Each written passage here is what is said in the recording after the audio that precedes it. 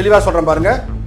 அந்த 42 பேர் செத்து போது மதியழகை மேலே வழக்கு போட்ட, புஷானந்தன் வழக்கு போட்ட, ஏன் இந்த பையன் மேலே வழக்கு போடல? பயம் உங்களுக்கு பயம். விட்டு வச்சிங்க, நீ ஆட்டம் காட்டுறான். அணில் வால் எடுத்து ஆட்டுது, டங்கு டங்குன்னு ஆட்டுதா இல்லையா? அந்த மாதிரி அந்த பிள்ளைங்க சொல்றது பூரா அப்படியே மண்டைக்குள்ள ஓடிட்டே இருக்கு. கேட்க முடியல. இதெல்லாம் நம்ம எங்க இருக்கோம்? கேட்க முடியலன்னா நீங்க கடந்து போனோம். ஒரு கடந்துலாம் போக முடியாது தங்கச்சி, இது எங்கள் மண். நான் எக்ஸாம் எழுத போகல, நான் இவனை பார்க்க வந்தேன்னு சொன்னால அது எல்லாமே வந்து இப்ப ஆளுகின்ற திமுகவை பார்த்து நீங்க கேட்கலாம். நீ ஒன்னு தெரிஞ்சுக்க, மக்களை நல்வழிப்படுத்தின ஒரு தலைவன். அவன் படுத்தலன்னு சொன்னா நாளை தலைமுறை எங்க போய் நிக்கும்? அந்த கோவம் வருமா வராதா? அரசியல் படுத்தணும்னு சொல்றீங்க இல்லையா? எப்படி அரசியல் எப்படி அரசியல் படுத்தணும்னு நீங்க சொல்றீங்க? படிடா, எது தமிழ் தேசியத்தை படி. எங்கிட்ட வா, ஒரு வரைவு தரேன், படிச்சுட்டு வாடா. நீங்க எப்படி அவங்க செயல்ல கிடையாது. அவன் நீங்க எப்படி முடிவு பண்றீங்க திமுகவுடைய ஆட்சி வந்து இதோட முடிஞ்சிரும்? நீங்க எப்படி முடிவு பண்றீங்க? ஏன் மண்ணை பத்தி பேசிட்டு இருக்காங்க? அவங்களுக்கு ஒண்ணும் புரியல தங்கச்சி. சார் அப்ப 50 வருஷமா 60 வருஷமா திமுக ஆட்சி பண்ணிட்டு இருக்காங்க. அப்ப ஏன் சார் நீங்க வந்து எதுவும் பண்ணல? இப்ப அவங்கள பாருங்க, ஒண்ணுமே இல்ல. 26ல அவன் ஒருத்தர் சொல்லி தெரிஞ்சுக்கிட்டு இருக்கான், எனக்கும் அவங்களுக்கும் தான் போட்டிங்கிறான். நீ போப்பா, ஓரம் போப்பா, நீ எங்கேயே போட்டி போடுடா, போடா அந்த பக்கம் போடா. அப்ப திமுகவை தானே நீங்க ஃபோக்கஸ் பண்ணணும். ஏன் தமிழக வெற்றி குறுக்க வந்து வீரான் பாரு நாய். குறுக்க வந்தா நீங்க தள்ளி விட்டு போக வேண்டியதுதானே? எதுக்கு அதை வச்சு வந்து நீங்க பேசிட்டே இருக்கணும்?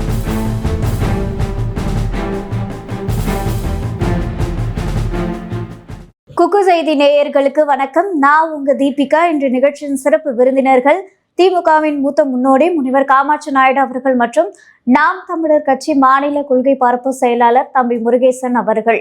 இருவருக்கும் வணக்கம் சார். வணக்கம். வணக்கம்பா சார். சீமான் அவர்கள் வந்து ஒரு பேட்டியில சொல்லியிருந்தாரு, நம்ம தம்பி விஜய்க்கு வந்து ஒரே ஒரு எதிரி தான், ஆனா எனக்கு அப்படி இல்லை, 4 எதிரி இருக்காங்க அப்படின்னு சொல்லி ஏடிஎம்கே, டிஎம்கே, பாஜக, காங்கிரஸ் இதை 4த்தையும் வந்து குறிப்பிட்டிருக்காரு.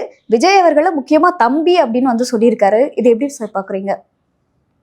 ஏன் உங்களுக்கு சந்தேகமா இருக்கா கள்ள உறவா இருக்கும்னு? ஒருவேளை சீமான் அவர்கள் வந்து விஜய்க்கு ஆதரவா களம் இறங்குவாரோ இன்னும் கொஞ்ச நாள் கழிச்சியா? அந்த மாதிரியான கேள்விகள் வந்து எழும்புது இல்லையா? ஏன்னா தேர்தல் வந்து நெருங்கிட்டே இருக்கு. அப்படியா? ஆனால் எனக்கு அந்த மாதிரி தோணலை. ஏன்னா அவர் இதுவரை தனிச்சே நின்றுட்டார். தனிச்சு நின்றவர் வந்து இப்போ வந்து கூட்டணிக்கு போனாக்கா மக்கள் என்ன நினைப்பாங்கங்கிறத பற்றி கவலை இல்லை. அவருடைய மனசாட்சியை அவருக்கு சதி செய்யாதா? கிட்டத்தட்ட 14 ஆண்டு காலமாக தனிச்சு நின்றுட்டு இன்னைக்கு கூட்டணிக்கு போனார்னா அது சங்கடத்தை கொடுக்கும். சரி, அப்படியே கூட்டணிக்கு போய் தாவேக்கா ஜெயிச்சு ஆட்சி அமைச்சாக்கா இவர் ரோல் என்னவா இருக்கும்? துணை முதல்வராக இருக்கலாம். துணை முதல்வரை ஏற்றுக்க மாட்டார் அவர். இதுவரை என்னுடைய ஆட்சி, நான் ஆட்சிக்கு வந்தால் தான் மக்களுக்கு சேவை செய்ய முடியும்னு நினைக்கிறாரு. அப்படிப்பட்ட ஒரு இன்னொருத்தருடைய தயவில் போய் இவர் இருந்தார்னா இவர் சொல்கிறது அங்கே எடுபடாது இல்லை. இல்லைன்னா இதை இன்னொரு மாதிரியும் வந்து எடுத்துக்கலாம் இல்லையா? விஜய் அவர்களை பற்றி நல்ல விதமாக பேசும்போது விஜய் அவர்களே மனம் இறங்கி வந்து ஒருவேளை சீமான் அவர்களோடு கூட்டணி வச்சு சீமான் அவர்கள் முதல்வராகும், விஜய் அவர்கள் துணை முதல்வராகும். அவர் தான் ஏற்கனவே சொல்லிட்டாரம்மா, நாங்கள் தான் முதலமைச்சர், ஆட்சியிலையும் பங்கு அதிகாரத்திலையும் பங்கு தான் தருவோம் அப்படின்னு. விஜயுடைய தாரக மந்திரமே அதுதானே. அப்படி இருக்கும்போது அவர் எப்படி முதலமைச்சர் பொறுப்பை விட்டு கொடுப்பாரு? வரட்டும், தேர்தல் வரட்டும், 2 பேரும் ஒன்று சேரட்டும், ஜெயிக்கட்டும். அதுக்கப்புறம் யார் முதலமைச்சருங்கிறத பார்க்கணுமோ. பல நழுவி பாலில் விழுந்தது மாதிரியும் பாலை குடித்தாலும் பாலைத்தான் குடிக்க முடியுமோ, பாலத்தை குடிக்க முடியாது, கடிச்சு தான் திங்கணும். சரியா? ஆகையினால இதெல்லாம் வந்து ஏற்று சொரக்கா கறிக்க ஆகாது. நீங்கள் கதை விடுறதை நிப்பாட்டிட்டு மற்றதுக்கு பேசுங்க சார். இப்போ இந்த விஷயம் உங்களுக்கு எப்படி சார், நீங்கள் எப்படி சார் பார்க்குறீங்க? இல்லை, இந்த கடுப்பேத்துற செய்தியெல்லாம் அவர்கிட்ட கேளுங்க. என்கிட்ட பேசணும்னாக்க நீங்க வந்து விஜய் ஒரு நிமிஷம் கேளுங்க. நீ கேட்டீங்க, ஐயா ஏதோ சொல்லிட்டு இருந்தாரு, ஏதோ ஏட்டு சொரக்கா ஏதோ சொன்னார். அது அவருக்கு உண்டான ஒரு சொல்லாடல், ஒரு ஸ்டைல். அதை நான் வரவேற்கிறேன், மதிக்கிறேன், வாழ்த்துறேன். அது வேற. அண்ணன் சீமான் வந்து இதில் இன்னொரு கொடுமையை பார்க்க நான் சொல்லி முடிச்சிடுறேன். ஒரு அறிவார்ந்த சமூகத்தை உருவாக்குகின்றான் செந்தமன் சீமானோட தம்பிலாம் உட்கார்ந்து சில தற்கொலைக்கெல்லாம் பதில் சொல்றது கடமை வருது பாரு, அது மிகப்பெரிய கேவலமா நான் பார்க்கறேன். மிக மிக மிக இல்ல கேவலம். தற்கூரின்னு யார சொல்றீங்க? விஜய் தான் சொல்றேன், அவன் கட்சி தான் சொல்றேன் நானு. என்ன அவன் தான் தற்குடி? இல்ல அவன் விஜய் பின்ன- விஜய் தங்கச்சி, நான் அவர்கள் சொல்லி வந்து ஒரு நீங்க ஒவ்வொரு வார்த்தையும் நீங்க இடைமறிச்சினால பேச முடியாது. நான் என்ன சொல்ல வரேன்னு தெரிஞ்சுக்கங்க. உங்க கேள்வி நான் பார்த்தேன், நான் இங்க தான் இருந்தா ஐயா கேட்டீங்க, ஐயா சொன்னாரு. அப்படியே உங்க கேள்வி என்னாச்சு? அவர் தம்பின்னு சொல்றாரு. தனி மனித ஒழுக்கம் எப்பயுமே நாம் தமிழ் பிள்ளைகள் வந்து நாங்கள் ஐயாம்போம், உனக்கு தங்கச்சிங்கிறேன், அக்கா மாமா இப்படி உறவின் முறை சொல்லி தான் எங்கள் அண்ணன் எங்களை வளர்த்துட்டு வராரு. நாங்களும் அப்படித்தான் பழகிறோம். அப்போ அண்ணன் சீமானுக்கும் விஜய்க்கும் உள்ளது அந்த உறவு முறையில் தம்பி. ஆனால் எங்களுக்குன்னு கொள்கை இருக்கு, கோட்பாடு இருக்கு, தத்துவ சித்தாந்தம் இருக்கு. ஏதாவது அவங்ககிட்ட இருக்கா? இல்லன்னு ஏதாவது சொல்றாங்க. ஒண்ணு ஏதாவது சொல்லு பாப்போம், சொல்லு 5 பாப்போம். கொள்கை தலைவர்கள் ஒண்ணுமே- முன் வச்சிருக்காரு. அவங்களுடைய கொள்கைகள்லாம் என்னவா இருக்கணும் உங்களுக்கே தெரியும். என்னவா இருக்கும்? சமத்துவம் கொள்கை என்ன இந்த விஷயம் சமத்துவம்? எல்லாரும் சமத்துவம்னா எந்த சமத்துவம் எப்போ இப்ப சகோதரி, நான் ஒரு சொல்றேன். தலைவன் என்பவன் எப்படி இருக்குன்னு சொன்னாக்க தன் மக்களை என்ன அரசியல் படுத்தணும். அரசியல் என்பது ஒரு வாழ்வியல், அதை படுத்தணும். அப்படி படுத்தாலும் தலைவனா? தலைவனா? நீங்க பாத்துருக்கலாம் அந்த பிள்ளைகள் எல்லாம் பேசுறத, நான் கூட பார்த்தேன். எனக்குலாம் அப்படியே ஆனா முன்னாடி சொல்ல நடந்த முடியல. பொதுக்கூட்டத்திற்கும் இப்ப நடந்த பொதுக்கூட்டத்திற்கும் நிறைய என்ன வித்தியாசங்கள். இவனே செட் பண்ணுவான், இவனே மேல போம்பான், இறங்குடா இறங்குப்பா, அவன் முத்தம் கேட்பான், அப்புறம் இவன் கிஸ் கொடுப்பான். இதானே சொல்ல வரியா? பின்ன என்ன பண்ணுது?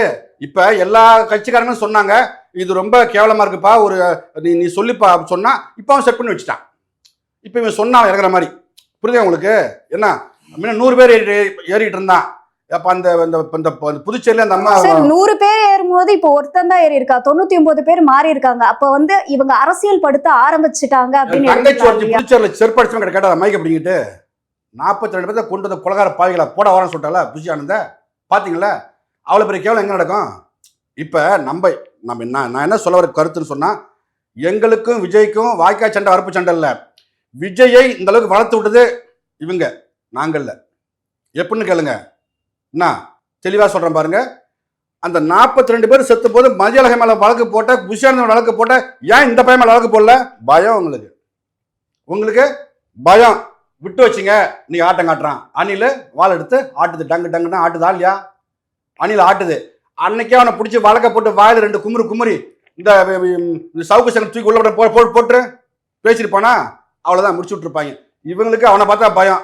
இவங்க வளர்த்து விடுறாங்க, அவங்க ஒரு பக்கம் கூவிக்கிட்டு இருக்கான், இவங்க ரசிக்கிறாங்க.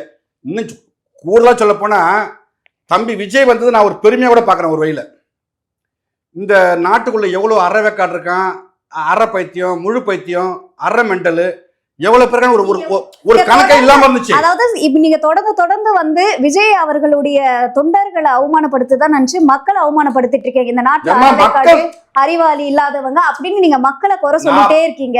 இப்போ ஒரு கட்சியை விமர்சனம் பண்றீங்க, ஒரு பொதுமக்களை வந்து புரிஞ்சுக்கிட்டேன், அவன் கேள்வி புரிஞ்சுக்கிட்டேன். நான் ஒட்டுமொத்த மக்களையும் சொல்லலையே, ஒட்டுமொத்த மக்களையும் சொல்றேன்னா என்ன, மக்கள் அரசியல் படுத்தப்பட்டிருக்காங்க.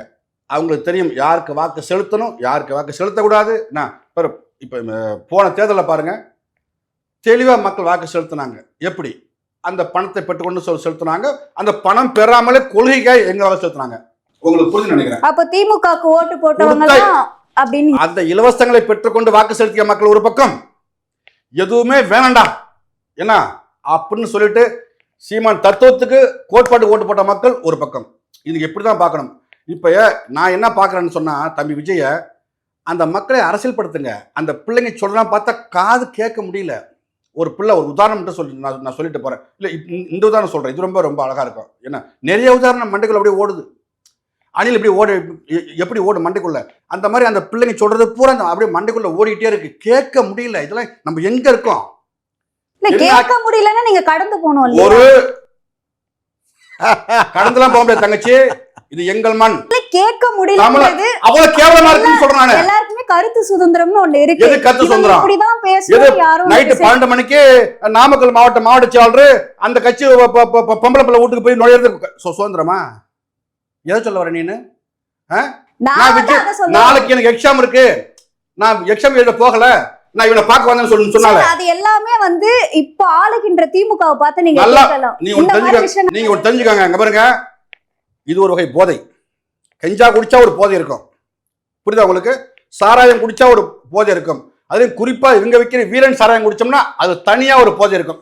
நான் சொல்லி முடிச்சிடறேன், நீ குறுக்க வராத, நீ கடுமையா ஐயா சொல்லி வச்சாரு போல இருந்தாலும் பேச விடாத அப்படின்னு. ஏன்னா என்னோட கருத்தை நான் பதிவு பண்றேன். எனக்கு திரும்பவும் சொல்றேன், எனக்கும் விஜய்க்கும் எந்த பிரச்சனையும் கிடையாது. அண்ணன் சொல்ற மாதிரி தான், அவன் எனக்கு தம்பி தான். என்ன ஒண்ணு இவ்வளவுதானா உன் அரசியல்? ரொம்ப ஏற்படுத்த அவங்ககிட்ட அந்த ஏற்பு எங்களுக்கு இருக்கு. இப்ப கூட சொல்றேன், இந்த ஐயா ராஜமோகன் இருக்காரு, நிர்மல்குமார் இருக்கிறாரு, ஆதவாஜனா இருக்கிறாரு, நிறைய பேர் இருக்கிறாங்க. இப்ப புதுசா வந்து இந்த இந்த கெல்ட்டு பிள்ளை ரெண்டு பேர் போயிருக்காங்க. இந்த வயசான அன்ஃபிட்டு செங்கோட்டையன் அன்ஃபிட்டு. எல்லாருக்கும் மரியாதை கொடுக்கிற கட்சின்னு சொல்றீங்க, செங்கோட்டையன் அவர்களை மட்டும் அந்த மரியாதை இல்லாம பேசுறீங்க. செங்கோட்டையன் மட்டும் இல்லாம அரசியல்வாதி அவர்கள் ஒண்ணுமே இல்ல.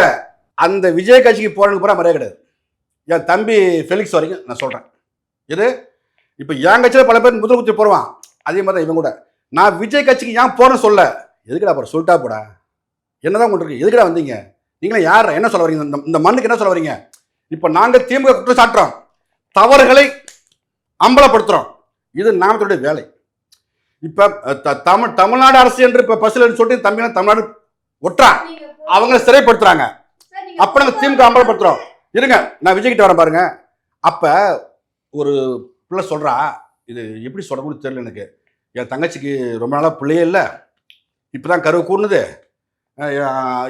விஜய் பார்க்க என் தங்கச்சி வந்தா கார் அங்க பார்த்தா பாருங்க, பிடிச்சா பாரு ஓட்டம், அப்படி ஓடனா 2 கிலோமீட்டர் ஓடனா, ஆனா ஒண்ணு அவ பார்த்துட்டாலே என்ன, அவன் கேட்கறான் இந்த மைக் பிடிச்சப்பில்ல, ஏப்பா இவ்வளவு கஷ்டப்பட்டு கருவே இல்லாம முதல் முறையா கருவு கூட்டிருக்க, அந்த கரு குழந்தை என்ன பண்ணு கேட்டா, கலந்தா பரவாயில்ல. இப்ப வந்து அதான் அவங்களோட தனிப்பட்ட விருப்பம். இந்த அப்படிப்பட்ட சமூகத்தை தங்கச்சி நான் திருப்பி சொல்றேன், இவர்கள் வென்று விட்டால் நாடு என்ன ஆகும்?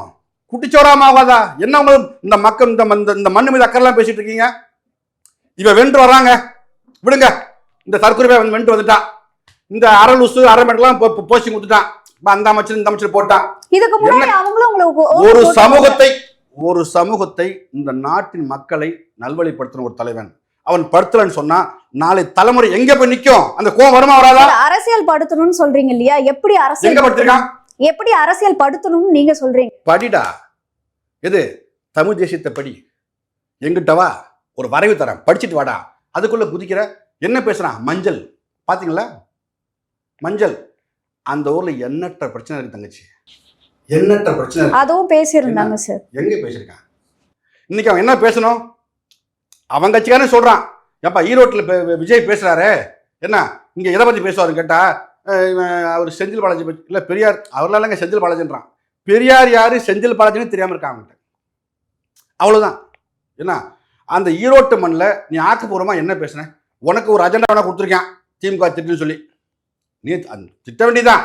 என்ன அதுல வந்து ஆக்கப்பூர்வமா திட்டு. சார் நீங்க சொல்றது பொதுவாவே எப்படி இருக்குன்னா, இப்போ திமுகவுடைய தொண்டர்கள், அதிமுகவுடைய தொண்டர்கள், தமிழக வெற்றி கழகம் தொண்டர்கள்லாம் வந்து முட்டாள்கள் மாதிரியும், நாம் தமிழர் கட்சியுடைய ஆதரவாளர்கள் மட்டும் தான் அறிவாளி மாதிரியும் வந்து நீங்க பேசுறீங்க. அப்படி சொல்லல தங்கச்சி, திரும்ப சொல்றேன், தற்கொலை கூட்டம் யார் சொன்னா நீ அறிவார்ந்த பிள்ளையா வா.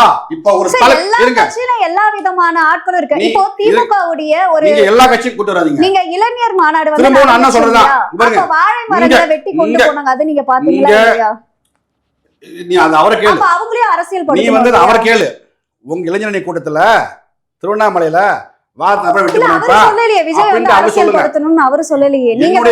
என்னுடைய கருத்து, அவங்க தீய சக்தின்னு சொல்லிட்டோம். யாரு? திமுக தீய சக்தின்னு சொல்லி அவங்களை அப்புறப்படுத்த போறாங்க. அவங்களுக்கு முடிஞ்சு போச்சு ஆயுசு, அவங்க 26 முடிய போத. நீங்க எப்படி அவங்க சீன்ல கிடையாது. அவன் நீங்க எப்படி முடிவு பண்றீங்க திமுகவுடைய ஆட்சி வந்து இதோட முடிஞ்சிரும்? நீங்க எப்படி முடிவு பண்றீங்க? ஏன் மண்ணை பத்தி பேசிட்டு இருக்காங்க? நான் ஆந்திரா பத்தி பேசல தங்கச்சி, கனடா பத்தி பேசல, நான் எங்க மண்ணை பத்தி பேசிட்டு இருக்கேன். அது மேல புரிஞ்சுக்கிட்டுங்க. நான் அடுத்த ஒரு அரசியல் பத்தி இங்க பேச வரவே இல்லை. அப்பதான் சொல்றேன், இது போல தற்கொலையிட்ட இந்த மண்ணு மாற்றம் என்ன ஆகுமோ அந்த பயம் வருதா இல்லையா? இப்ப நாளை நாங்க பேசுற அரசியலே நாளை தலைமுறை பிள்ளைகள் பேசிட்டு இருக்கோம். நாளை தலைமுறை பிள்ளைகளுக்கு நாங்க பேசிட்டு இருக்க அரசியல இந்த தற்கொலை கூட்டம் வந்து ஒரு மடை மாற்றம்னா இந்த தலைமுறை என்ன ஆகும்? இந்த பயம் தான் எங்களுக்கு. சார் அந்த மக்கள் தான் உங்களுக்கு கடந்த முறை வந்து ஓட்டு போட்டிருக்காங்க. அது வந்து திரும்ப சொல்லாதீங்க, நான் கொலவரி ஆயிடுவேன். ஈரோட்டில் நின்னோம், உங்களுக்கு புரியுதா? உங்களுக்கு ஈரோட்டில் நின்னோம், இந்த தாவக்காய் நிக்கல, விக்கிரமன் நின்னோம். ஏன் தாவக்காய் நிக்கல? கட்சி ஆரம்பிச்சிட்டாங்க தங்கச்சி, நிக்கல. ஏன்னா அவனுக்கு திராணி இல்லை. ஏன்னா எதையாவது பேசி விட வேண்டியது, எதையாவது குற்றச்சாட்ட வேண்டியது.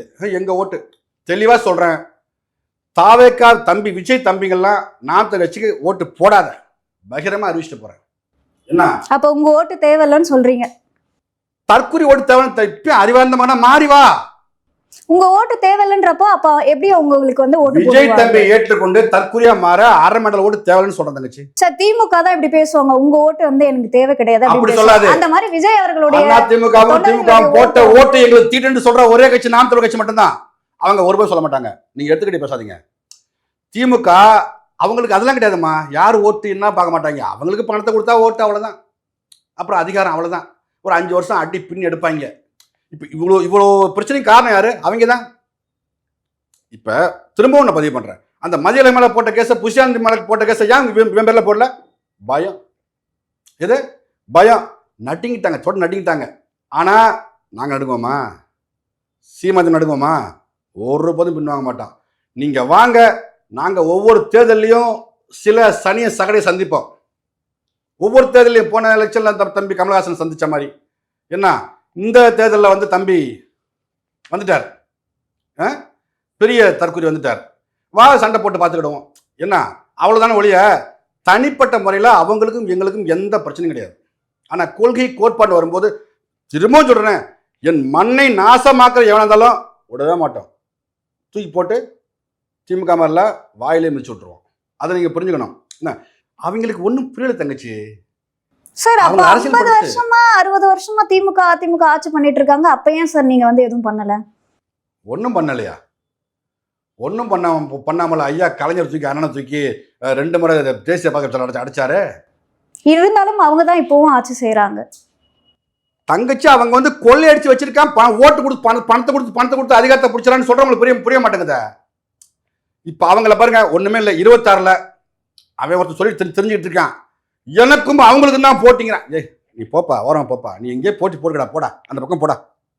இப்போ அவன் போட்டி போட்டுட்டோம். இப்போ நான் சொல்றது நேர திமுக அழைக்கிறேன். திமுகவில் இருக்கிற ஐயா முதலமைச்சர் ஸ்டாலின் அவர்களே, உங்களுக்கு நெஞ்சுரம் இருந்தா, நெஞ்சில் திராணி இருந்தா, என்ன 26 தேர்தலில் ஓட்டுக்கு பணம் கொடுக்காம, இலவசம் கொடுக்காம, ஒரு 32 கட்சிகளை ஜாயிண்ட் போடாம தனிச்சு நின்றுப்பார். புரியுதுங்களா? அந்த தனிச்சு நிற்கும் போது நாம் தமிழ் கட்சி உங்களுக்கு தோத்துட்டு சொன்னா நான் உங்க கட்சி சேர்ந்துறேன். முடியுமா? நிக்க மாட்டீங்க. அவங்க வேற தங்கச்சி, அவங்க பதவிக்கே வர துடிப்பாங்க. அவங்களுக்கு பதவிக்கு வரணும் கொள்ளையடிக்கணும், பதவிக்கு வரணும் கொள்ளையடிக்கணும். இவ்வளவு மற்ற மக்களுக்கு ஒன்றும் பண்ண மாட்டாங்க. என்ன இந்த தமிழ்நாட்டில் 4.5 ஆண்டு காலத்தில் வந்து டாஸ்மார்க்ல விட்டு மக்களை சாகடிச்சு தவிர மற்றவங்களுக்கு என்ன ஒரு சாதனை சொல்ல முடியும்? ஒண்ணுமே சொல்ல முடியாது. எடப்பாடி பழனிசாமி சொல்றாரு, இப்போ ஒரு நேர்காணல் சொல்ற பார்த்தீங்களா, நாங்க புரட்சி தலைவர் அம்மா, அவருக்கு அது ஜாதகம், அது சொல்லணும், அவருக்கு தானே வந்துடும். புரட்சி தலைவர் அம்மா அப்படின்னு சொல்லிட்டு இருக்காரு. 2000 ரூபா கொடுத்தாரு, ரைட்டு. என் குடும்பம் கூட வாங்கியிருக்கோம், தமிழ் குடும்பம் வாங்கியிருக்கோம். நீங்க எவ்வளோ கொடுத்தீங்க? போன பொங்கலுக்கு திமுக கொடுத்த காசு என்ன? போன பொங்கலுக்கு தரல.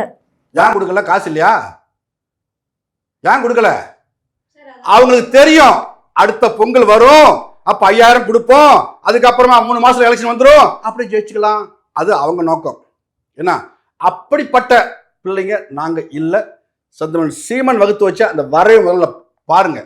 ஏன்னா எங்களுக்கு எங்க இந்த விஜயை திட்ட வேண்டிய தேவை வந்து சொன்னா, டேய் எங்கந்திரா வரீங்க, பேசுனா கடிச்சு விட்டுறீங்க, பயமா வேற இருக்கு, இப்போ பிராஞ்சு விட்டுறாங்க.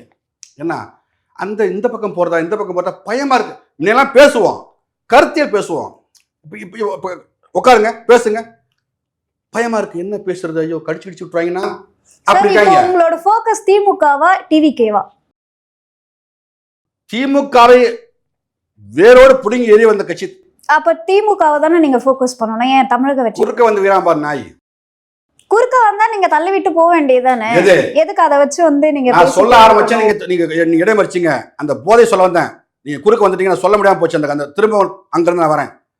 இப்ப சாராய போதை, கஞ்சா போதை, மத போதை இருக்கா, சாதிய போதை, இதெல்லாம் தப்பிச்சு வந்துடலாம். கடைசி ஆபத்தான ஒரு போதை இருக்கு, திரை போதை. உன்னை விடாது, நைட்டு தூங்க மாட்டான், நோண்டியே பட்டிருப்பான். இது மிகப்பெரிய போதை. இந்த போதையிலிருந்து மக்களை காக்க வேண்டிய கடமை எங்களுக்கு இருக்கு. ஆகவே தம்பி விஜய் கொடுக்கிற பிள்ளைகளுக்கு கூட சரியான அரசியலை பயின்று கொடுப்பது நம்மளோட கடமையாக இருக்குது. இப்போ நாங்கள் எங்களுக்கு மட்டும் போராடல, அந்த பிள்ளைகளும் சேர்த்து தான் போராடிட்டு இருக்கோம். என்ன விஜய் எங்களுக்கு எதிரியா? எங்கள் தலைவன் யார், அவன் தலைவன் யார்? சார் நீங்க எங்கள் கோட்பாடு என்ன, அவன் கோட்பாடு என்ன? எங்கள் தத்துவம் என்ன, அவன் தத்துவம் என்ன? வந்து சரியான முறைதான், நீங்க அரசியல் படுத்தணும்ன்றது ஓகே. ஆனா அந்த மக்களை நீங்க வந்து திட்டுறீங்க, அவங்கள வந்து அசிங்கப்படுத்தி அந்த மாதிரி எல்லாம் பேசி கேட்பாங்க. இப்ப நாங்க இம்மா சொல்றோம்ல, இம்மா சொல்றோம், சாரி நாங்க திட்டுறோம், உங்க பார்வையில நெறியாளர் பார்வையில நாங்க திட்டுறோம்பா, திருந்துங்கடா. எப்ப திருந்துவீங்க? முன்ன 10 செஞ்சா இப்ப 100 செய்யறான். இவங்க பேசுறதெல்லாம் பாருங்களேன், கேட்க முடியல. அப்ப என்ன வருது? எல்லாம் யாரு? என் பிள்ளைங்க, என் சொந்தக்கார பிள்ளைங்க, என் மண்ணுக்கு சொந்தக்கார பிள்ளைங்க, இந்த மண்ணில் பிறந்த என்ன பெரிய பெரிய டாக்டர்ஸ். நாங்கள் இப்போ கனவுல இருக்கோம், நாங்கள் இது பெரிய தலைவராகிடும் அப்படின்னு நினச்சிட்டு இருக்கோம். அது என்ன பண்ணிட்டு இருக்கு? என்ன பண்ணிட்டு இருக்கு? நான் பார்த்துட்டேன், நான் வருது அப்படின்னு. அவ்வளோ என்னடி பார்த்த, என்னத்தை பார்த்த? வருதா இல்லையா? இந்த கோவம் வருதா இல்லையா? ஏன்? நான் அந்த மண்ணுக்கு சொந்தக்காரன் சார். அது விஜய் போய் பாக்குறாங்கன்றதுனால தான் அந்த கோவம் வருது. அதுவே வந்து உதயநிதி அவர்களும் ஸ்டாலின் அவர்களும் போய் பார்த்தாக்கா உங்களுக்கு வராது. தம்பி உதயநிதியும் ஸ்டாலினும் அரசியல் படுத்தப்பட்டவங்க. அவங்களுக்கு நாம என்னத்தான் எதிராக இருந்தாலும் கூட அவங்களுக்கு அரசியல் பக்குவம் இருக்கு. அவங்க ஒரு சின்ன உதாரணம் சொல்றேன், நான் தூக்கிலாம் பிடிக்கல, முட்டு கொடுக்குற வேலை ஐயாவோட வேலை, என்னுடைய வேலை கிடையாது. சிடி நாயுடுன்னு மேம்பாலத்துக்கு பேரை வச்சான்னு சொல்லிட்டு எல்லாமே திட்டணும், பகிரமா பேசணும். வேலுநாச்சியார் பேர் அறிவிச்சிருக்காரு, வாழ்த்துறோம். நீ நல்லது பண்ணா வாழ்த்த போறோம், கெட்டது பண்ணா திட்ட போறோம். அதிகாரம் கிடைச்சா அவங்களை முடிச்சிட போறோம். இவ்வளவுதானே? நீங்க அவ்வளவுதான், உங்களுக்கு முடிஞ்சு போச்சு. என்ன ஐயாவுக்கு வயசு என்ன, ஒரு 75 இருக்குமா? அவ்வளவுதான். அப்ப முடிஞ்சு போன அரசியல், அது தூக்கி பிடிக்க வேண்டிய அவசியம் கிடையாது. இங்க வர்றது, இந்த மண்ணுக்கு எது பேராபத்தா வருதுன்னு பார்க்கணும், இந்த மண்ணுக்கு எது பேராபத்தா வருது பார்க்கணும். அப்ப இந்த சமூக மக்களை ஒரு தவறான பாதையில் கொண்டு ஒருத்தன் போறான்னு சொன்னா தடுக்க வேண்டிய கடமை இருக்கா இல்லையா? நாங்க ஓட்டுக்கும் சீட்டுக்கு நோட்டு வந்த பிள்ளைங்க இல்லை, இந்த மண்ணை காக்கணும்னு வர்ற பிள்ளைங்க. அப்ப என் மக்களை நான் பார்க்கணும். அப்ப என் மக்களுக்கு தவறான ஒரு போதை வந்து கையாளப்படுது, ஊட்டப்படுது, கண் வழியே காது வழியே செய் வழியே ஊட்டப்படுது. ஆமா, அதுல இருந்து அந்த பிள்ளைகளை காப்பாற்றணும் வேணாமா? அப்படித்தான் இந்த தமிழ்நாட்டு மண்ணுக்கு விஜய் திரும்ப திரும்ப சொல்றேன், மாபெரும் தீய சக்தி. எது அவரு சொல்றாரு? தீய சக்தி. ஏய், ஓடனல்ல 42 பேர் செத்து போயிட்டான்டா, சொல்லித்தானே ஆகணும். ஓடனல்ல, ஏன்டா ஓடன? எங்க ஓடன? அந்த பிணத்தின் மீது கதிரை எழுதியா? எங்கடா போன? சொன்னான்டா ஊடகம் அன்னைக்கு. என்ன சொன்னான்? ஐயா விஜய் அவர்களே செத்து போயிட்டாங்களேன்னு சொன்னான். ஓடனல்ல, ஓட்ட முடிச்சத தலைவனா நீ செருப்படா எனக்கு. நீ என்ன ஒரு தலைவன் என்பவன்? அன்னைக்கு அங்க இருந்தார் முதலமைச்சர், ஏற்கிறேன். அவருக்கு 1008 வேலை இருக்கும், அவரு முதலமைச்சர், தமிழ்நாடு முதலமைச்சர், அதை ஏற்கிறேன். நீ எங்க போன? எங்க போன? அப்ப நீ சொல்ற தலைவன் சொல்ற. எனது அண்ணன் செந்தமன் சீமான் அன்று இரவு வந்தாரா அந்த மருத்துவமனைக்கு, அன்று பூரா அங்க தங்கியிருந்தாரா, மக்களோட மக்களா நின்னாரா? இவர் தலைவன், நீ தலைவனா? இன்னைக்கு பேசிட்டு இருக்க தீய சக்தி யாரு? தமிழ்நாட்டுல இந்த உலகத்துக்கே மிகப்பெரிய தீய சக்தி விஜய் தான். நீங்க தீய சக்தி அப்படி இப்படின்னு சொல்லிட்டு இருக்கீங்க. இப்போ எந்த ஒரு அரசியல் கட்சியுமே வந்து அந்த குடும்பத்தை போய் பார்த்தாங்க, ஆறுதல் சொன்னாங்க, எல்லாமே ஓகே. இது வரைக்கும் எந்த அரசியல் கட்சி பாதிக்கப்பட்ட மக்கள் அந்த குடும்பத்தை வந்து தத்தெடுத்திருக்காங்க, வாழ்நாள் முழுவதும் இந்த விஷயங்கள்லாம் நாங்க உங்களுக்கு பண்ணி கொடுக்குறோம் அப்படின்னு எந்த கட்சி இது வரைக்கும் சொல்லியிருக்கு? என்ன இது? இல்ல, எதுவுமே பண்ணல, ஓடி போயிட்டாங்க. நான் சொல்றேன், உணர்வுக்கு மதிப்பு கொடுங்க தங்கச்சி, ஒரு உணர்வுக்கு மதிப்பு கொடுங்க. அந்த உணர்வுக்கு மதிப்பு கொடுத்தனால தான் குடும்பத்தை தத்தெடுத்திருக்காங்க. நான் போறேன், நான் எனது 2 மகள் கூட்டு போறேன். என் 2 மகளையும் அப்படியே போட்டு மிதிச்சே கொண்டுறானுங்க. நான் கதறி அல்றேன், கத்துறேன், மாச்சிக்கிறேன், உசுரை மாத்திக்கிறேன், அவ்வளவு கொந்தளிக்கிறேன். ஐயோ எனக்கு இருந்த என் வாழ்க்கை 2 பேரும் செத்து போச்சுன்னு கதறேன். அன்னைக்கு வந்து புடுங்க மாட்டாரான், அவரு போயிட்டு வரான். அப்புறம் தத்தெடுப்பாரான். என்ன தத்தெடுத்தாரு? செத்து போன பணத்தியா, இறந்து போன சார் எங்க இருக்கு குடும்பம்? இதான் முடிச்சு விட்டிய, எங்க இருக்கு? ஒரு சில தாய்மார்கள் சொல்லி கொடுத்தோன்னா பேசலாமா? எங்களுக்கு விஜய் ரொம்ப பிடிக்கும், அவர் கொடுத்த 20 லட்ச ரூபாய் எங்களுக்கு ரொம்ப ருசிக்குன்னா சொல்லலாம், பேச வைக்கலாம். இப்போ நிறைய வந்துருச்சு, ஊடகம்லாம் தானோட பேச வைக்கிறாங்க. அதெல்லாம் இல்லை, உணர்வா வரணும், தானா வரணும். என்ன, என் மக்கள் உன்னால பட்ட அவதி 42 உயிர்கள் பறிப்பன தவிர வேற என்ன இருக்கு? அன்னைக்கே நீ தலைவன் என்ற அந்தஸ்து இழந்துட்ட. என்ன, அதுக்கப்புறம் முறையா உண்மையிலேயே நீ நல்ல பிறப்பா இருந்தா அப்படியே கட்சியை மூடிட்டு பேசாம அடுத்த படத்துக்கு போயிருக்கணும். என்ன இவர் அதிகாரத்துக்கே வரல, இவர் சொல்றார் ஒரு வார்த்தை சொல்றாரு, அப்படியே எனக்கு வந்த கோபத்துக்கு அவ்வளவு கோபம். களத்தில் பாத்தீங்களா இருப்பா, களத்தில் உள்ளவங்க தான் போட்டி. யாருக்கு நீ களத்தில் இருக்கியா? நீ களத்தில் இருக்கியா? களத்தில் யார் இருக்கா? திமுக ஐசாட்டியம் பண்றான், அயோக்கியத்தனம் பண்றான், நாம் தம் தடி கேட்கறான், அவன் தான் இருக்கான், களத்தில் இருக்கான். நீ எங்கடா இருக்க? எங்க இருக்க?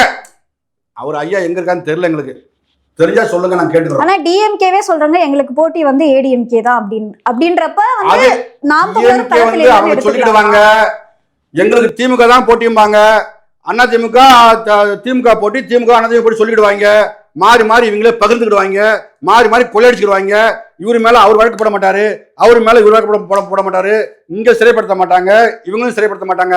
அவங்க ரெண்டும் ஒரு குடும்பம், இரு தலைகள். முதல்ல புரிஞ்சுக்கணும், ஒரு குடும்பம், தத்துவம் ஒரே தத்துவம், ஒரே நிலைப்பாடு, மாற்றே கிடையாது.